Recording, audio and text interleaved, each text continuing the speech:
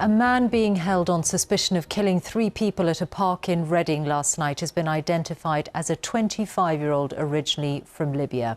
Khairi Saadallah had come to the attention of MI5 last year but was not considered to be an immediate risk.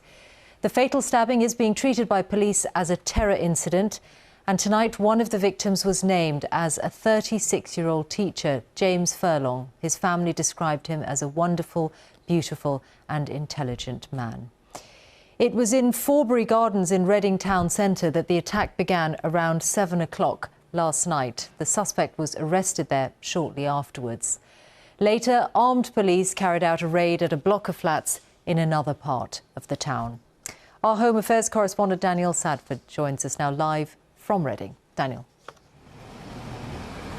Yes, Michelle, it was a summer evening in this park right in the middle of Reading town centre when suddenly and savagely a knife man started attacking people sitting on the grass. And in the very first group he attacked, 3 good friends died, one of whom was a much-loved history teacher.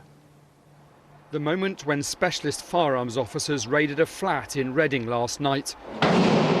Whoa! Just over a mile from where 3 people were stabbed to death in the worst police-designated terrorist attack in Britain for 3 years. It was the home of Khairi Saadallah, a Libyan asylum seeker with possible mental health problems, who briefly came to the attention of MI5 last year, but was not considered a genuine risk or immediate threat. He's suspected of attacking groups of complete strangers enjoying a summer evening in Forbury Gardens, right in the town centre, at around 7 o'clock yesterday evening. A group of men was targeted first. He darted round anti-clockwise the circle, got one, went to another, stabbed the next one, went to another, stabbed the next one.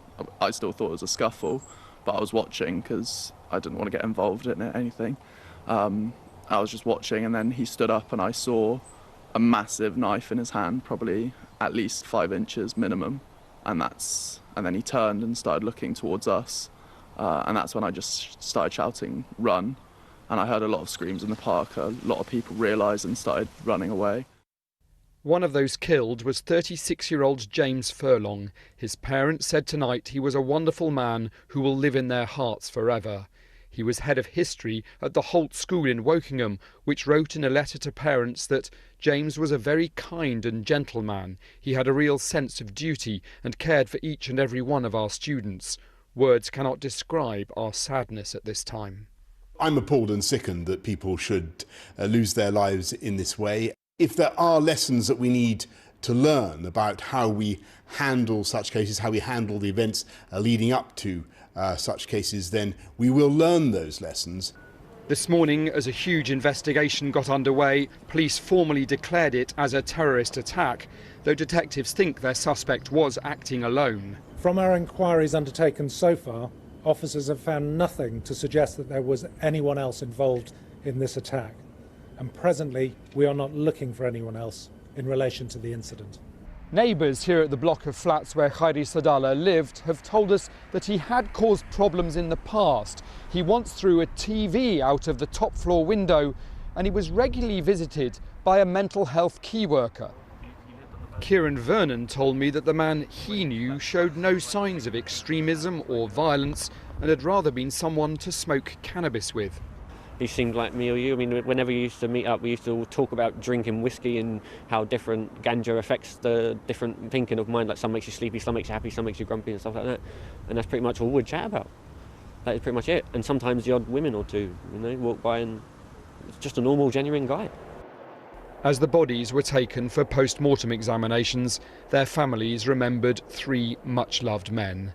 And as darkness fell, the police continued the meticulous counter-terrorism investigation into the savage attack in which the 3 friends died. Daniel Sandford, BBC News, Reading. And our home editor, Mark Easton, is with me now in the studio. Just what should have been an ordinary, peaceful night, changing in an instant, Mark. Absolutely. Thinking about the awful events in that park on yesterday evening, The question, of course, is why, and that will have been in the police's minds as soon as they were alerted to the attack. What was going through this man's head? Because in designating it a terrorist crime, they are convinced that there is evidence that he was pursuing a racial, religious, political or ideological cause of some kind. And you may remember there was actually some delay before they actually said, yes, it is a terrorist incident. And I think that may, in fact, be because it is quite difficult to work out what the motivation was at that time. The arrested man, as we know, it's understood to have mental health difficulties.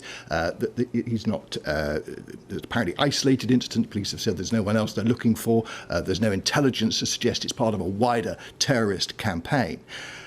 But, you know, whether this was or wasn't technically a terrorist incident will be of no comfort to those who are grieving tonight, those who are struggling to deal with the psychological or physical effects of this crime.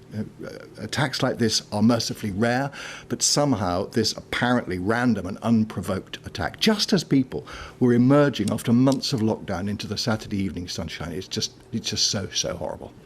Mark Easton, thank you.